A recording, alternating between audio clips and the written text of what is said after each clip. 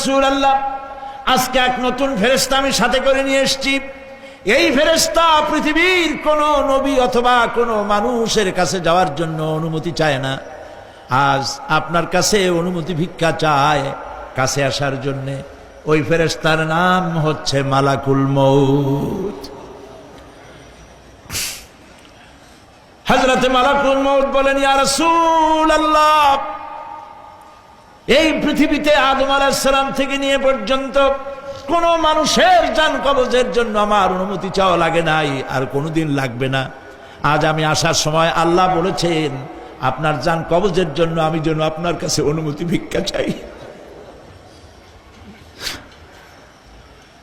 নবীজি বলছেন, আমি যদি অনুমতি না দেই তো কি হবে? হযরতে মালাকুল মউত বলছেন, ইয়া রাসূলুল্লাহ, অনুমতি যদি না দেন আমি ফেরত চলে যাব। আমাকে সেভাবেই বলা হয়েছে। হযরতে জিবরাইল বলেন, ইয়া রাসূলুল্লাহ, হে আল্লাহ রাব্বুল আলামিন আপনার দিদারের ইন্তজার করতেছে।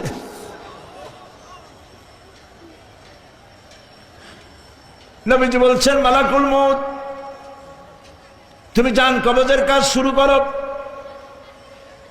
মালাকুল মউত যখন কাছে এসেছে, রাসূল জিজ্ঞেস করলেন, আয়েশা, ঘরে যে কয়েক টুকরা স্বর্ণ ছিল সেগুলোর কি অবস্থা? ছোট ছোট 6 টুকরা স্বর্ণ ছিল। হযরত আয়েশা বলছেন, হুজুর আমি এগুলো রেখে দিছি। হুজুর বলছেন, না, রাখতে পারবে না, আমার ইন্তেকালের আগে খয়রাত করে দাও। মুহাম্মদ সাল্লাল্লাহু আলাইহি ওয়াসাল্লাম আল্লাহর কাছে অবস্থায় উঠবে না যে তার ঘরের ভিতরে সোনা ছিল। দিয়ে দাও, খয়রাত করে দিয়ে দাও। হযরতে মালাকুল মউত রাসূলের জান কবজ শুরু করে দিলেন। রাসূলুল্লাহ জীবনের শেষ কথা বললেন, আসসালাত আসসালাত ওয়া মা মালাকাত আইমানুকুম। আমার উম্মতেরা বিদায় লগ্নে বলে গেলাম, নামাজ নামাজ নামাজ ছেড়ে দিও না।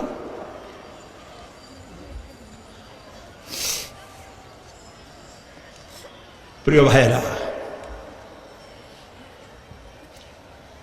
নবী করিম সাল্লাল্লাহু আলাইহি ওয়াসাল্লাম জীবনের শেষ কথা বলে গেছেন নামাজ।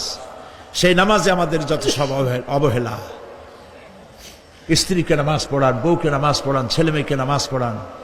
দোকানদার ভাইরা যখন আজান হয়ে যাবে দোকান বন্ধ করে দেন। আপনি আপনার কর্মচারীরা নামাজ পড়তে যান।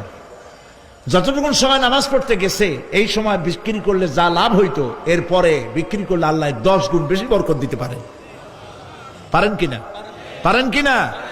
পারেন। আল্লাহর বিশ্বাস করেন, আল্লাহ আপনারে বরকত দিবেন। আপনার কর্মচারী, দোকানদারে, বাড়ি ঘরে স্ত্রী পুত্র পরিজন যারা আছে সবাইকে নামাজি বানান। নামাজি বানাবার জন্য চেষ্টা করেন। নামাজ রোজা ইত্যাদি করুন। মিথ্যা বলবেন না, ওজনে কম দিবেন না, খাদ্যে ভেজাল দিবেন না, ঘুষ খাবেন না, ঘুষ দিবেন না, মানুষের উপর অত্যাচার করবেন না, কাউকে কষ্ট